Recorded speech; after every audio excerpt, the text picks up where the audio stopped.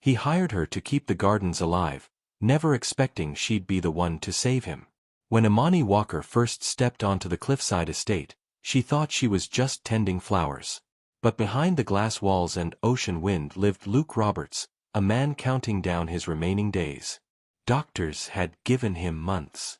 He had given up sooner. Until her laughter reached his window. Each morning, her voice drifted through the air with a scent of wet soil and salt, reminding him what life used to feel like. He watched from the shadows, drawn to the woman who made the world outside his sickness bloom again. He didn't know her touch would one day change everything. He didn't know love could still grow from dying roots. Hi, my beautiful family. I have missed you all. Thank you so for sticking around with me. I truly appreciate your love and support. If you're already hooked in for today's story and ready to enjoy it, click subscribe and let me know in the comments where you're watching from. Because, tomorrow, I will be giving you another story just as interesting as this one. And you don't want to miss it. Now let us begin. The wind carried the smell of the sea and something else, something alive. Imani Walker tightened her scarf and stepped off the bus, staring up at the cliffside mansion ahead. The place looked tired, like it hadn't been touched in years. The once vibrant gardens had turned pale and overgrown, the roses bent from salt air, ivy creeping up the stone walls. She took a breath. All right, girl. Let's bring this place back to life. It was her first day working at the Roberts estate, a job she almost turned down. The pay was better than anything she'd had in years, but the instructions were odd: no need to come inside. You'll report to the groundskeeper, not the owner. Still, she needed the work. And something about reviving dying things had always made her feel whole.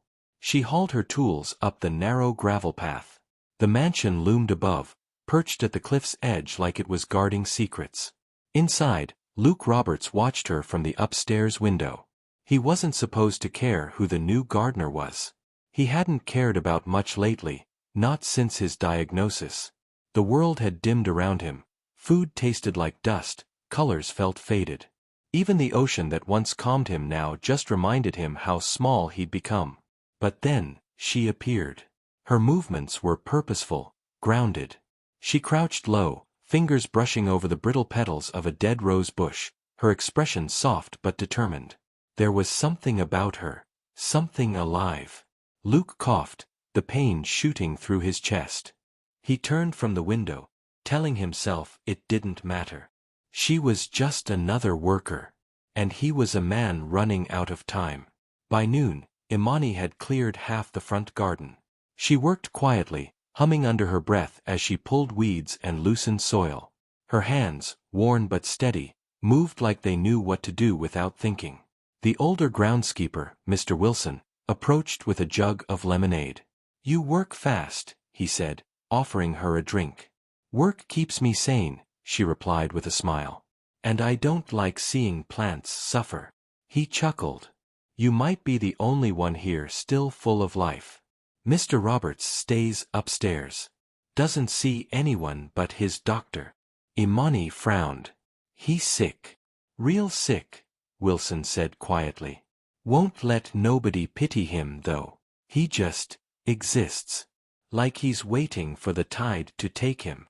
Imani nodded, glancing toward the window she hadn't noticed before, the one where Luke had been watching her moments earlier.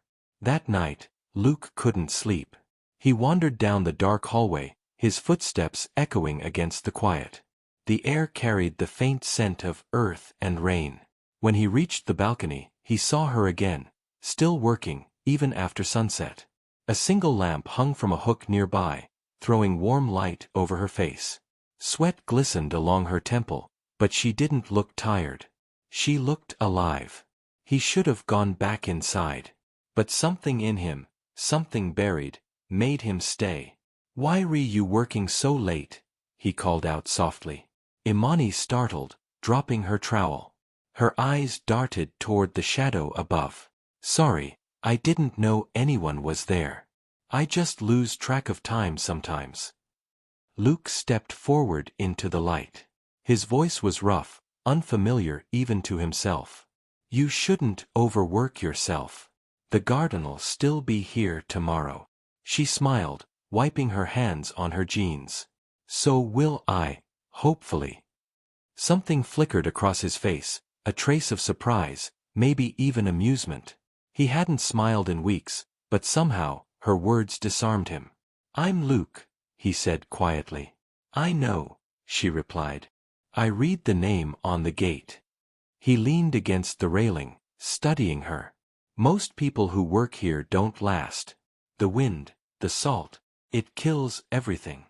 Imani glanced down at the soil between her hands. "Not everything," she murmured. "Sometimes it just takes longer to grow back." Their eyes met in the dim light, and for the first time in months, Luke felt something shift inside him, a pulse of warmth, faint but undeniable. Over the next few days, he watched her work. From the window, from the balcony, from the shadow of the hallway, he rarely left. She talked to the plants as she worked, laughing to herself when the wind blew her words away. Sometimes she sang, soft and low, a tune that carried through the air like a promise. Luke found himself timing his day by her rhythm, the scrape of her rake, the rustle of her boots through the leaves. One afternoon, she caught him again. "You know," she said, shading her eyes to look up at him, "you're gonna scare me one of these days, staring like that." He smirked faintly. "It's my house. I'm allowed to look out my own window." "Then at least wave," she teased. "I don't wave," he said. "Maybe you should start." That time, he laughed, a quiet, rusty sound that startled them both. Later that week, the doctor visited. Luke listened to the words he already knew. The medication wasn't helping, his lungs were weakening, the cancer was spreading. He nodded through it all, his mind elsewhere, on the woman outside, her hands deep in the soil, coaxing life from death. When the doctor left, Luke went outside for the first time in weeks. The sunlight hit him hard, almost foreign. Imani froze mid-sentence as she saw him walking toward her, frail, pale, but upright. "You're supposed to be resting," she said, surprised. "I've rested enough," he said, his voice strained. "Figured I'd see what all the fuss is about." She smiled gently, motioning to the small patch of new blooms near her knees. "Your roses are trying again." He crouched slowly beside her, breath shaky but intent. "You did this." "We did," she corrected softly. "The roots were still good. They just needed a reason." Luke looked at her then, really looked, and something unspoken passed between them. Two lonely souls meeting at the edge of something neither had expected. For the first time in years, he didn't feel like a dying man. He felt seen. That night, Imani packed up her tools, glancing back at the house. Light glowed faintly in the upstairs window. She didn't know if he'd come down again. But she felt it, the beginning of something fragile and real, blooming quietly between the cracks of loss. And though she couldn't explain it, she whispered to herself as she walked away, "Some things are meant to grow twice." The mornings came softer now. Luke had started rising before the sun. He'd stand by the window with a blanket around his shoulders, watching Imani as she worked. Her presence had become a quiet ritual, something that made the air inside his chest feel lighter. Sometimes, she'd wave up at him, teasing him about his miserable window stocking, and he'd smile, something his doctor had once called a miracle. Today, though, was different. "Come down," she called, hands cupped around her mouth. "You can't see the garden properly from there." Luke hesitated. His legs trembled easily now, but he couldn't resist her energy, bright and stubborn as sunshine. When he finally reached the steps that led into the garden, she was already waiting with a small basket in her hands. "You're just in time," she said, offering him a freshly cut rose, dew still clinging to the petals. "It's beautiful," he murmured. "Smell it." He did, closing his eyes as the fragrance filled him. "Reminds me of my mother's garden," he said softly.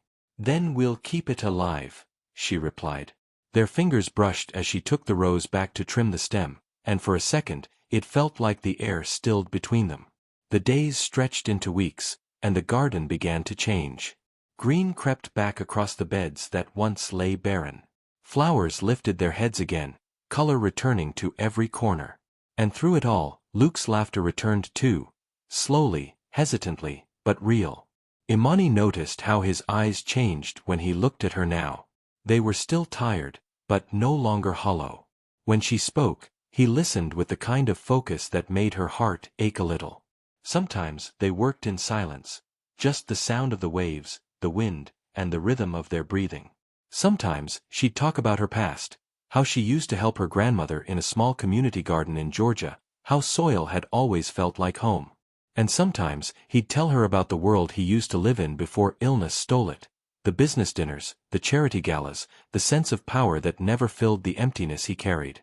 "I had everything," he once told her as they sat by the sea wall. "But I didn't have peace. You know what's funny? I think I only found it when I lost everything else." Imani's eyes softened. "Maybe peace doesn't come from what you own," she said gently. "Maybe it comes from what you plant in others."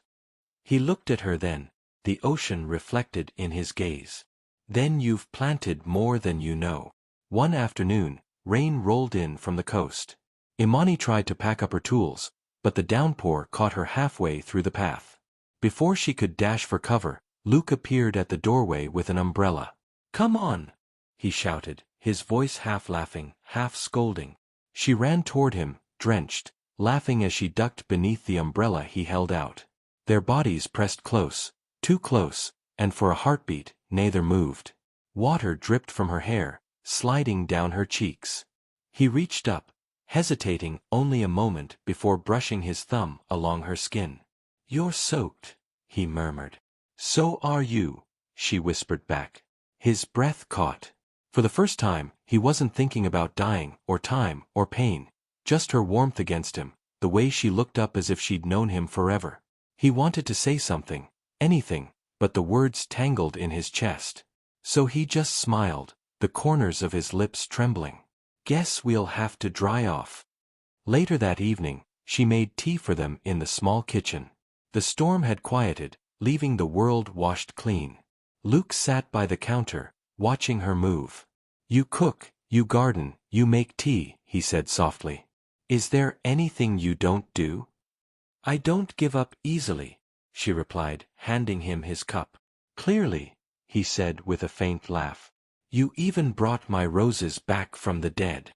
"Those roses just needed light," she said, sitting across from him. "So did you."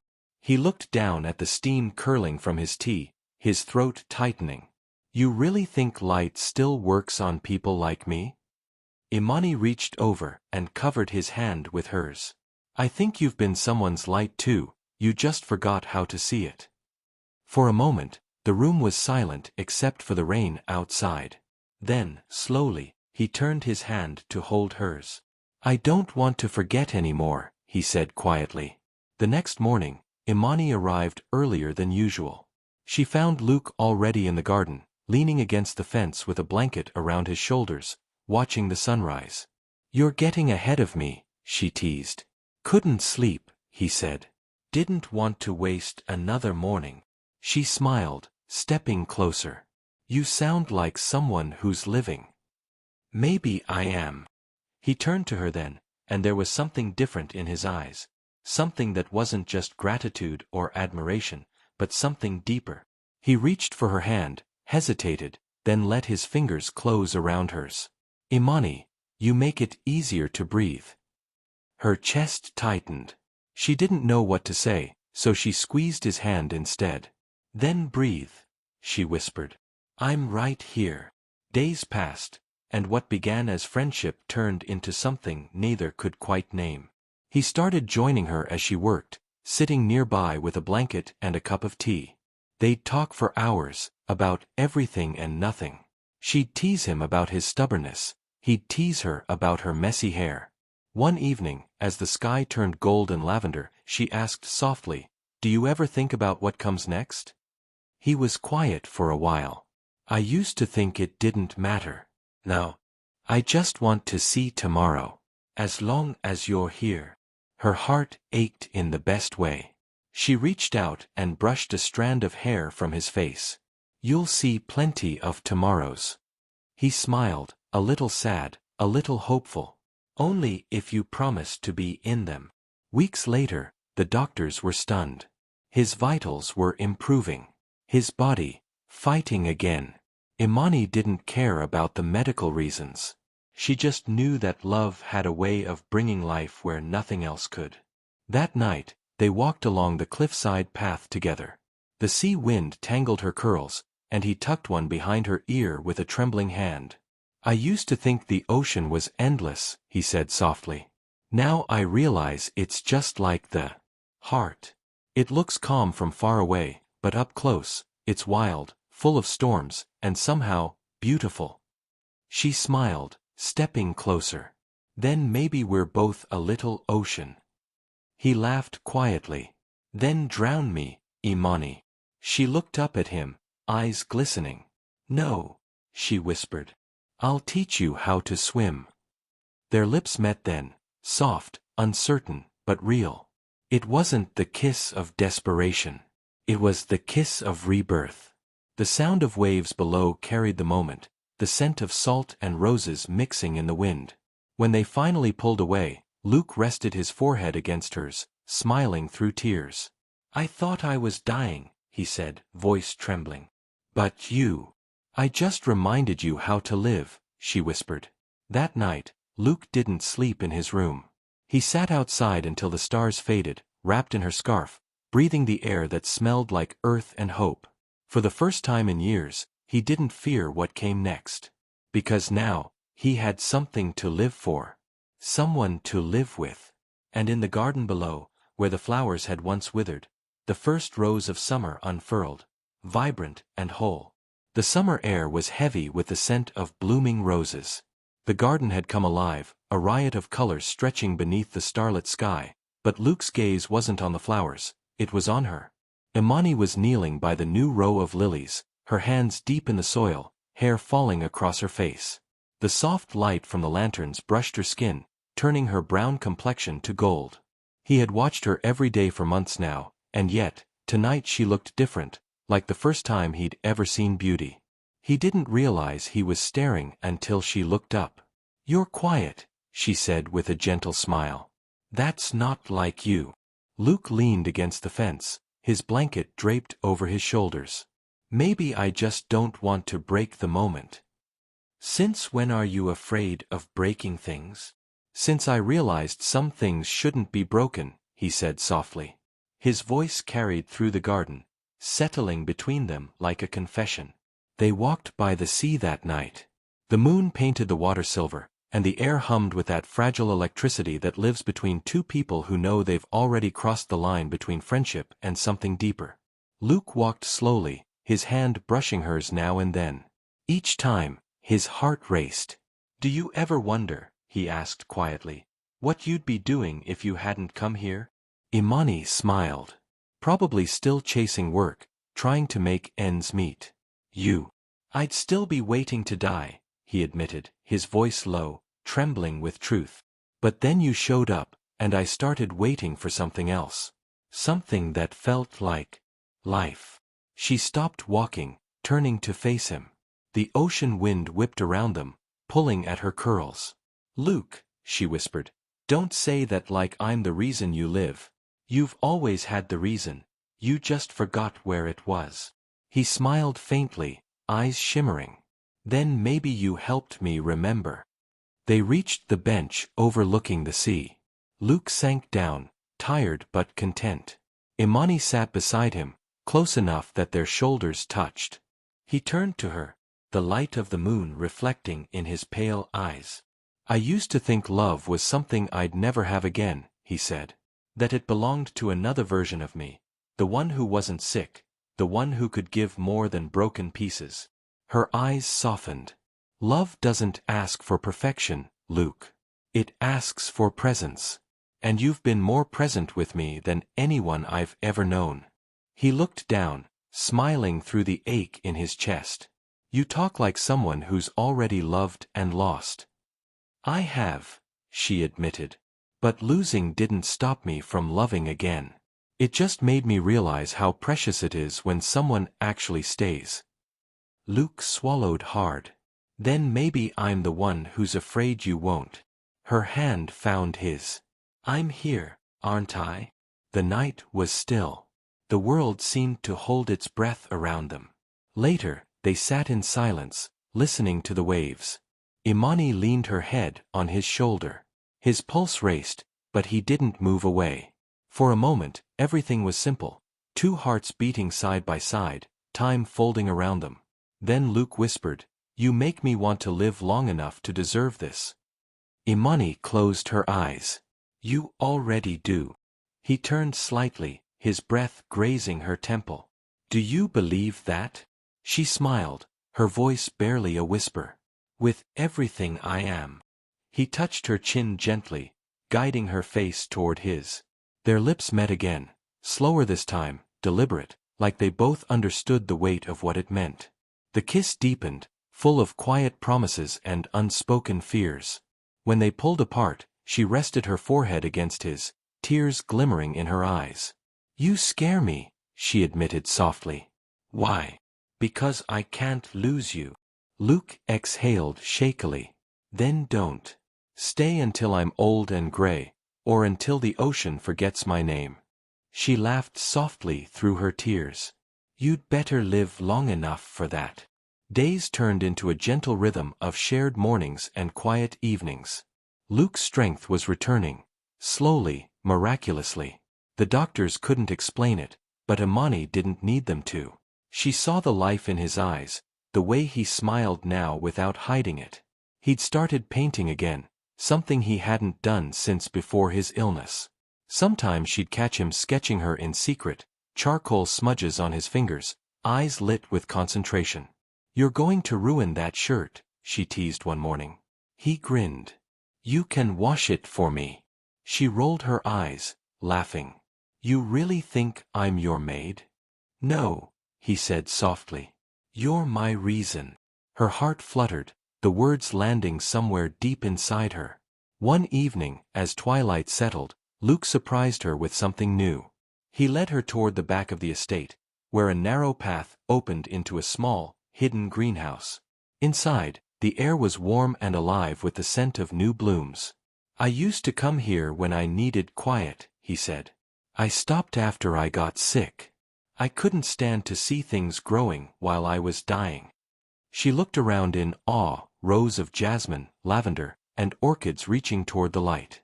"It's beautiful," she whispered. He smiled softly. "It is again, because of you." Then he reached into his pocket and pulled out a small box.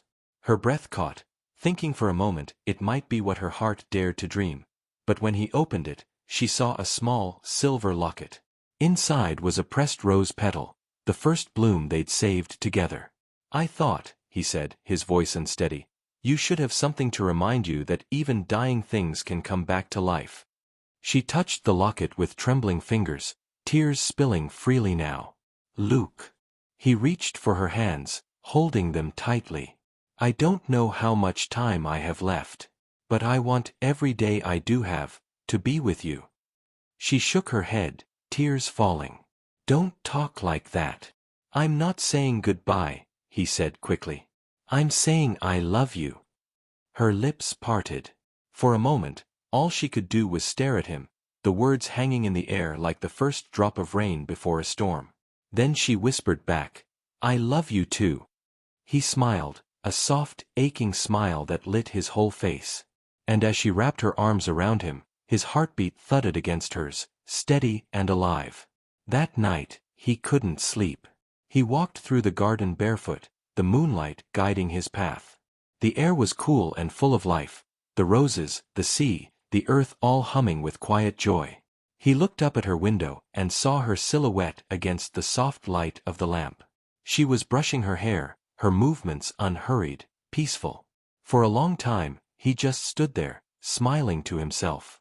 That was when it hit him, so clear it almost hurt. He couldn't let her go. It wasn't about fear anymore. It wasn't about dying. It was about living, truly living, for as long as he could because she had shown him how. He walked back inside, his heart pounding with purpose, with something fierce and alive. Tomorrow, he decided, he'd tell her everything, the things he still hid, the fears he never voiced, the dreams he wanted to share with her. But for now, he whispered to the night, "Thank you." Because for the first time in years, he didn't feel broken. He felt loved. And that love, he knew, could outlast even time itself. The mornings had changed again. Where there used to be silence, there was laughter. Where there used to be despair, there was the sound of Imani humming as she trimmed the garden paths, and Luke's voice calling softly from the porch. He had started painting her almost every day now, her smile under the sunlight, her hands covered in soil, her eyes when she wasn't looking at him. His canvases filled with color the way his heart had. It had been 3 months since the first kiss, and the doctors couldn't explain how he was still improving. But love rarely fits inside a diagnosis. Sometimes, he still woke up coughing, clutching his chest in pain. He'd sit up quietly, afraid she'd hear. He didn't want her to see the weakness returning. He didn't want her to worry. But she noticed everything. One morning, Imani found him sitting by the fountain, pale and breathless. "Luke," she whispered, rushing to his side. He tried to smile. "Just tired." "Tired doesn't make you look like that." She touched his cheek, cold, damp with sweat. "You said you were getting better." "I am," he lied gently. She frowned, searching his face.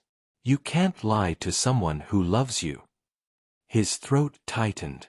He wanted to tell her the truth, that the pain had returned, sharper, stealing his breath little by little.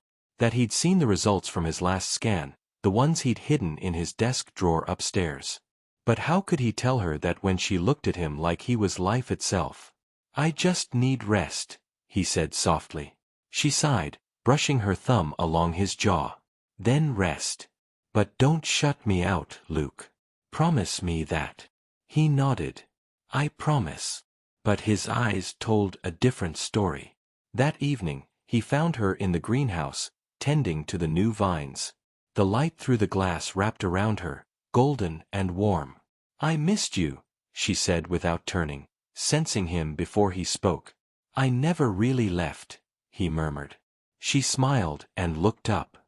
"You're getting poetic. Maybe love does that to people." Her cheeks warmed. "You say it so easily now." "Because it's true." He stepped closer, his hand brushing her waist. "I love you, Imani Walker. Every second. Every breath." She leaned back against him, closing her eyes as his arms slid around her. "Then promise you won't leave me. Not without saying goodbye." His chest tightened at the words. He pressed a kiss to her shoulder, his voice barely a whisper. "I'll never leave you." But deep down, he knew promises couldn't stop what was coming. Later that night, when she'd gone home, Luke sat in his study staring at the folder on his desk, the one with his name printed across the top in cold black letters. He'd received it a week ago from his doctor. The results were clear. The cancer had spread again, faster this time. He had months, maybe less. He pressed his hand against the paper, as though he could crush the truth out of it. His heart pounded, his breath caught. He thought of her laughter, her eyes, her voice saying his name, and he couldn't bear to imagine her breaking again. He couldn't let her spend her days watching him fade away. So, he made a decision. He'd keep it from her. Just a little longer. Until he could find a way to make her future safe, even without him. The next few days, he hid it well. He smiled when she arrived, helped her water the plants, walked with her by the sea. But at night, he'd wake gasping for air, pain stabbing through his chest. Imani noticed the change, the way he moved slower, the way his smiles didn't quite reach his eyes. One afternoon, she found a crumpled tissue streaked with blood near his easel. Her heart stopped. "Luke," she called, trying to steady her voice. He turned, startled. "Yes." Her hand trembled as she held it up. "When were you going to tell me?" He froze. She stepped closer, tears already forming. "You promised. You promised you wouldn't shut me out." He exhaled shakily, guilt carving deep lines into his face. "Imani, I didn't want to hurt you. You're hurting me now." He closed his eyes. The scans came back. It's spreading again. Her breath caught. No. No, it can't be. You were getting better. I was. For a while. His voice cracked. But love doesn't cure everything. Tears spilled down her cheeks. You think I care about that? You think I love you because you're strong? I love you because you're you, Luke, broken, healing, scared, alive. He reached for her, but she pulled back, shaking her head. Why didn't you tell me? Because I didn't want you to waste what time we have left worrying. Time isn't wasted on love, she cried. Don't you understand?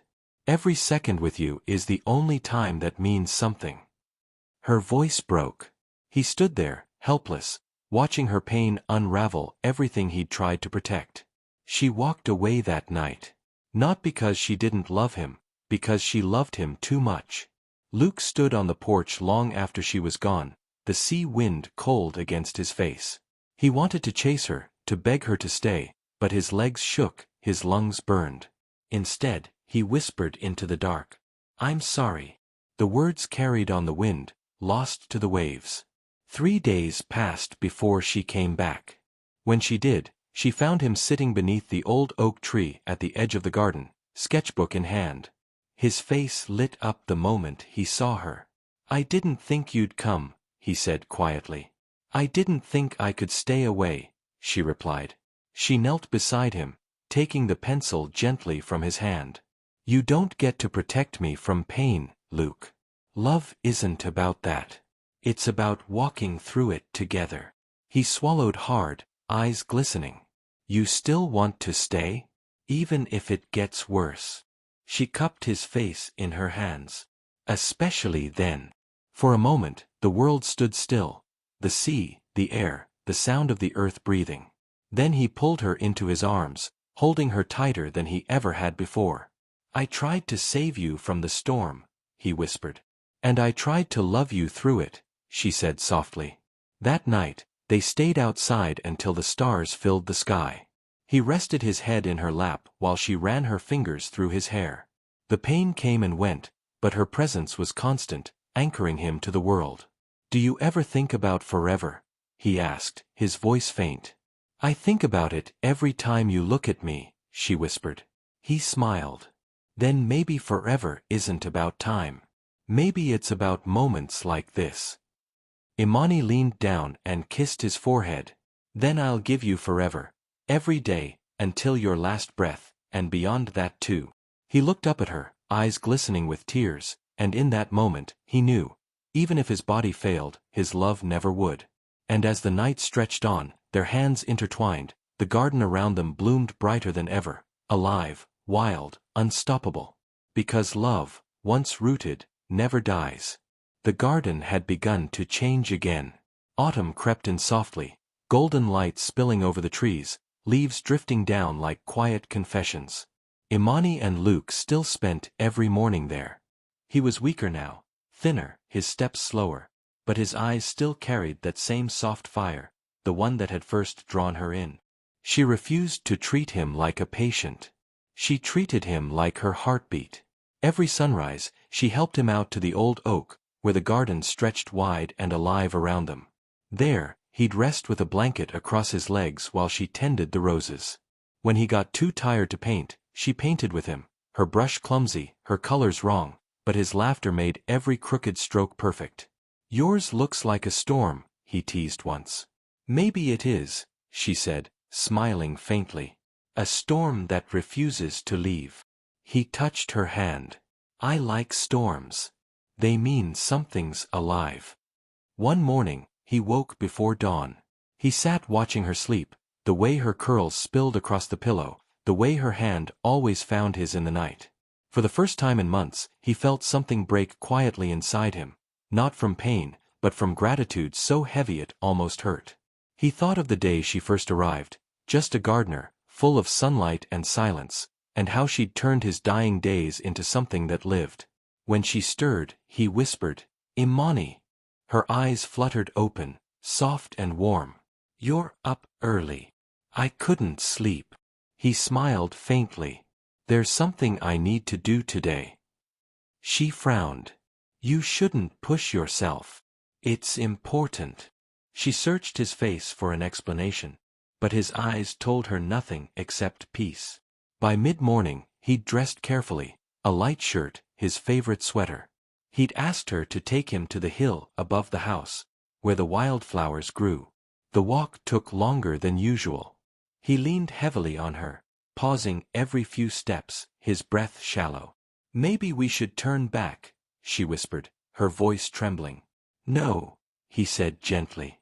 We've gone this far together. Let's finish the walk. When they reached the top, the sea spread before them, endless and blue, waves breaking in soft rhythm below. Luke smiled faintly. This was my mother's favorite place. Imani helped him sit on the bench near the edge. The sunlight brushed his face. It's beautiful, she whispered. He nodded. So are you. Her heart clenched. Luke. He turned to her, taking her hand. There's something I need to give you. From his pocket, he pulled a small velvet pouch. Inside was a gold locket, old, worn, engraved with vines. It was my mother's, he said. She used to tell me, when you find something that makes life worth living, don't let go, even when life tries to take it from you. He opened the locket. Inside was a tiny pressed flower, one of the first she'd planted in his garden. I want you to have it, he said softly, so that when I can't be here, part of me still will. Imani's tears fell before she could stop them. She shook her head. Don't talk like that. He smiled weakly. Love, I'm not talking about dying. I'm talking about staying. Her breath hitched. You can't leave me, Luke. I'll never leave you. His voice was a whisper, trembling but sure. Even if I stop breathing, I'll still be here, in every leaf you touch, every flower you plant. That's what love does. It stays. She buried her face in his chest, sobbing softly. I don't want a memory. I want you. He held her close, his hand trembling as it brushed through her hair. Then take me with you, in every way that matters. They stayed there for hours, wrapped in sunlight and silence, until the sky turned amber. That night, the pain grew worse. He didn't tell her. He just held her closer, breathing in the scent of her hair, memorizing it. When she finally fell asleep beside him, he whispered things he'd never said aloud. Thank you for saving me. For making me believe in love again. For turning a dying man's last days into the best of his life. He kissed her hand one last time, tears slipping quietly down his face. I love you, Imani. Always. The house was still. The waves outside whispered against the shore. And before the dawn, his breathing slowed, soft, even, peaceful, until it simply stopped. The morning light broke across the garden. Birds sang. Flowers opened. The world moved on. Imani woke with a start, the silence different, heavy. She turned to him, her heart already knowing. Luke, she whispered, shaking him gently. Luke, please. But he was gone. Her body folded over his, a sound breaking from her chest that the earth itself seemed to feel. She held him for hours, refusing to move, whispering his name again and again, as if love alone could call him back. When she finally lifted her head, sunlight caught the gold locket still clasped around her neck. She pressed it to her heart, trembling. You said you'd never leave, she whispered. And somehow, through the stillness, through the ache, she felt it. A warmth. A peace. The faintest brush of air across her cheek, like a kiss from the wind. He hadn't left. Not really. Weeks passed, but she refused to abandon the garden. She tended it every day, pruning, planting, watering, until it began to bloom brighter than ever before. Visitors would come to the estate and pause, astonished. It's like the garden's alive, they'd say.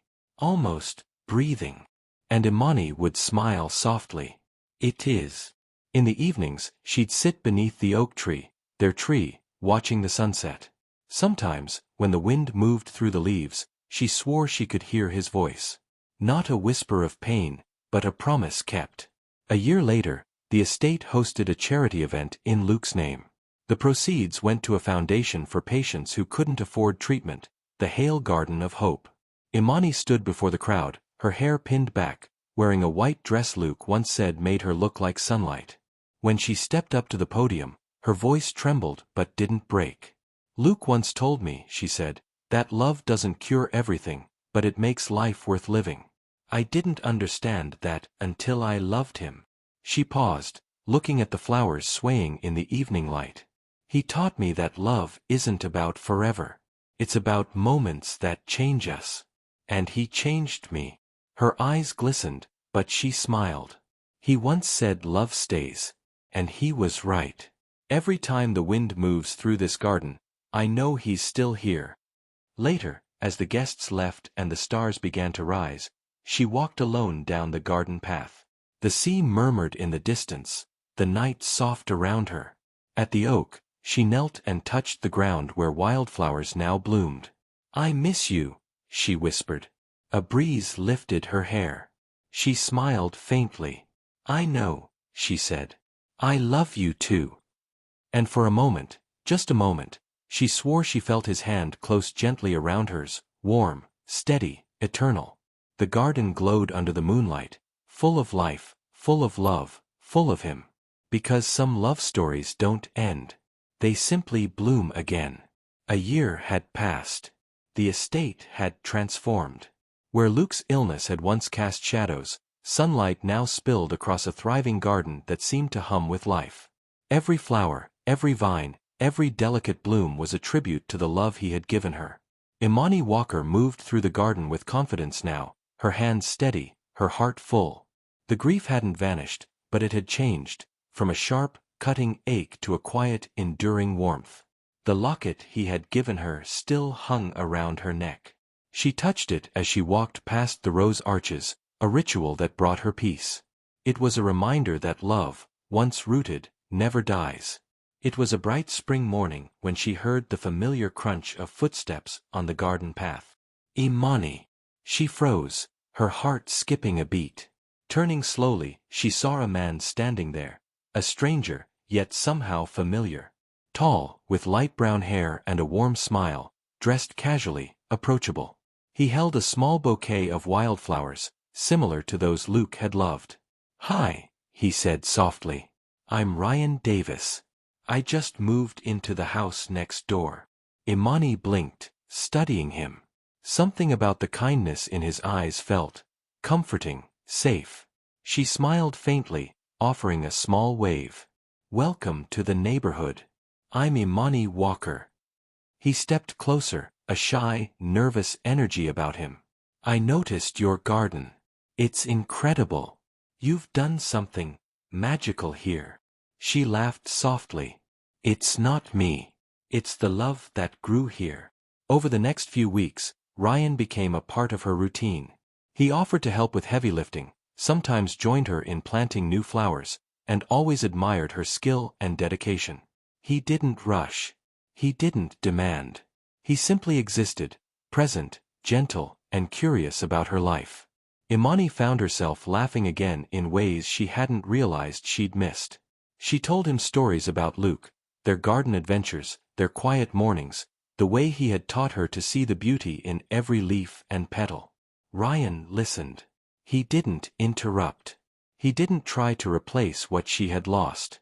He simply held space for her memories, making room for the love she had carried. One afternoon, while planting tulips together, Ryan paused, looking at her with quiet admiration. Imani, he said gently, you've created something extraordinary here. Not just the garden but everything. The love, the memories, the care. Luke was lucky to have you. I think anyone would be. Her hands paused in the soil. She smiled faintly, feeling the warmth in her chest, a gentle, tentative hope she hadn't allowed herself to feel before. You're very kind, she said softly. It's strange to open your heart again. Then don't rush, he said, brushing soil from his hands. I just want to walk alongside you. Learn the garden. Learn you. For the first time in a year, she felt that spark, the one that made her pulse quicken, her breath catch. But it wasn't guilt. It was hope. A future she could embrace without forgetting the past. The following weekend, she hosted the annual garden festival, an event Luke had begun, and she had carried on in his honor. Guests wandered the winding paths, laughing, snapping photos, marveling at the colors. Imani moved through the crowd, her heart light, her soul at peace. Ryan followed her, quietly offering her water, a smile, a gentle touch on the elbow when the day became overwhelming. She noticed, and she didn't pull away. That evening, as the sun dipped low, casting golden light across the flowers, Ryan handed her a single white rose. "For you," he said softly. Imani held it to her chest. "Thank you. You don't have to say more. I know what it means." She looked up at him, a smile spreading slowly. I'm ready to let love bloom again." He extended his hand. "Then let's do it, together." And for the first time in a long time, she felt the warmth of possibility. Not the ache of loss, but the joy of life continuing. The garden had taught her everything. It had taught her that love isn't limited to a single lifetime, a single person, or even a single season. That grief and joy can coexist, intertwining like vines reaching for sunlight. That the heart has the remarkable ability to grow again, even after the storm. She knelt beside a bed of roses, tracing the locket beneath her sweater. She whispered softly, as if Luke himself could hear her. "I will never forget you. I love you, always." Then, standing, she turned to Ryan. His hand found hers, gentle and patient. "Are you ready?" he asked. She nodded. "Yes. Let love bloom again." And with that, they walked down the garden path together, hands intertwined, hearts open, the flowers around them swaying as if in celebration.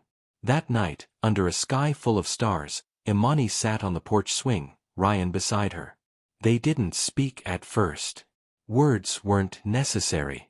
The world was quiet, and the garden glowed under moonlight. Finally, she whispered, "Do you believe some love never really leaves us?" He squeezed her hand. "I do. And I think the right kind of love, the one that's patient, the one that's kind, finds us again when we're ready." She smiled, resting her head on his shoulder. "Then maybe this is the kind Luke wanted for me." "Maybe it is," Ryan said softly. And there, under the stars, surrounded by every color and scent that had ever marked their journey, she felt it. Love had returned. Love had endured. And life, full of hope, possibility, and gentle beginnings, waited for her with open arms. The garden was alive. So was she. And Luke's love remained, a seed that had grown, rooted deep in her heart, forever guiding the way. The garden continued to thrive, visitors coming from far and wide to experience its beauty. Imani and Ryan worked side by side, building a life grounded in respect, tenderness, and shared joy. Yet, every now and then, when the wind stirred the roses just so, Imani would close her eyes and feel him. Luke, the man who had taught her how to love fully, how to live fully, how to bloom fully. She whispered a soft, "Thank you," knowing that true love never ends, it simply transforms, carrying the heart forward, into the next season, the next chapter, the next lifetime of joy. And as the sun rose over the garden each morning, she understood. Love isn't gone, it just grows in unexpected ways, giving life again to hearts brave enough to receive it. Thank you for watching this story to the end. If you enjoyed this story, you will surely love the next one. It's as crazier and more intriguing as you can ever imagine. So do check it out. Click on the image showing on your screen right now to watch the next one.